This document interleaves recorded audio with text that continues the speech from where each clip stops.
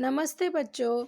हमने उपहार कहानी अब तक देखी, जिसमें परी ऋतिक की परीक्षा लेती है और उसमें वह पास हो जाता है और उसकी ईमानदारी देखकर परी उसे एक थैली देती है और कहती है कि जो तुम्हें चाहिए मनचाही वस्तु तुम्हें इससे प्राप्त होगी। लाल मखमली पोटली ऋत्विक ने अपनी माँ को दी। उसकी समझ में यह नहीं आया कि उसका बेटा उसे क्या दे रहा है। जब माँ वह पोटली खोलने लगी तब पोटली कई गुना बड़ी हो गई।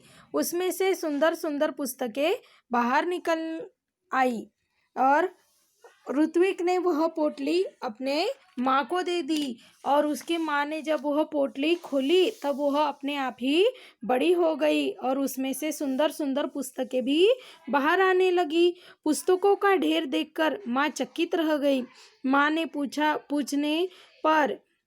के पूछने पर ऋत्विक ने सब कुछ बता दिया और ऋत्विक की माँ पुस्तकों का ढेर देखकर बहुत आश्चर्यचकित हो गई। उन्हें बहुत आश्चर्य हो गया और वह चकित हो गई। तब माँ ने ऋत्विक से पूछा, तब ऋत्विक ने सब सच सच बता दिया। अब ऋत्विक ने मित्रों के लिए अपनी बहन कृतिका की सहायता से पुस्तकालय खोला और ऋत्विक ने वह किताबें एक अकेले ही नहीं पढ़ी, तो उसकी बहन थी कृतिका, उसके सहायता से उसने पुस्तकालय खोला। वहाँ सभी बच्चे आकर अपनी मनपसंद पुस्तकें पढ़ने लगे और उस पुस्तकालय में जाकर सभी बच्चे अपनी मनपसंद किताबें पढ़ने लगे। उनको पूरा गांव पुस्तक मित्र के नाम से जानने लगा और कृतिका को और ऋत्विक को पूरा गांव पुस्तक मित्र के नाम से जानने लगा। ऋत्विक ने पुस्तकालय को ही अपना जीवन का ध्येय बना लिया और ऋत्विक ने उसका जो पुस्तकालय था उसी को अपना जीवन का ध्येय बना लिया। उसे बढ़ाना था और बड़ा करना था। उसका सारा समय पुस्तकों के बीच बीतने लगा और ऋत्विक को सब कुछ उस पुस्तकालय में ही वह उसका समय बिताने लगा दिन भर। एक दिन पुस्तक पढ़ते पढ़ते ऋत्विक की आंख लग गई।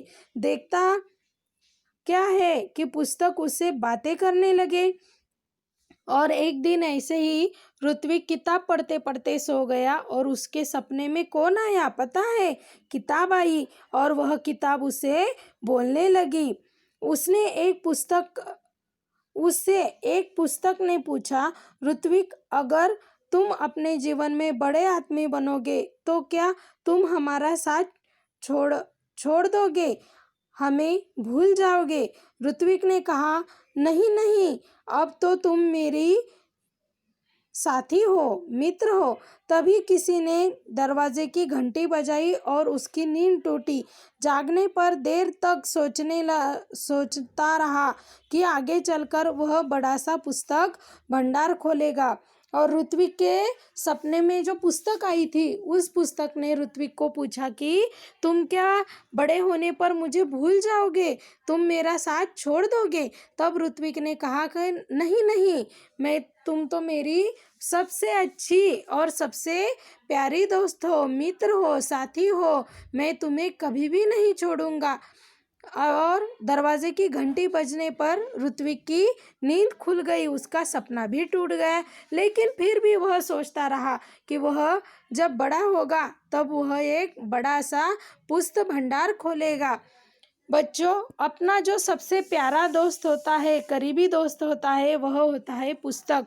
अगर आप पुस्तकों से दोस्ती करोगे तो पुस्तकों से आपको ज्ञान प्राप्त होगा और यही नहीं कि एक ही प्रकार का ज्ञान प्राप्त होगा। अगर आप अलग अलग किताबें पढ़ोगे तो आपको अलग अलग प्रकार के सभी प्रकार के ज्ञान प्राप्त होंगे। इसलिए मुझे ऐसा कहना है कि आप भी पुस्तकों से दोस्ती करो। आपको जो नए नए पुस्तकें पढ़ने को मिलते हैं, जो ज्ञान मिलता है, वो लेते चलो। ऐसे ही अपना ज्ञान बढ़ाते जाना चाहिए। जितना आप किताबें पढ़ोगे उतना आपका ज्ञान बढ़ेगा।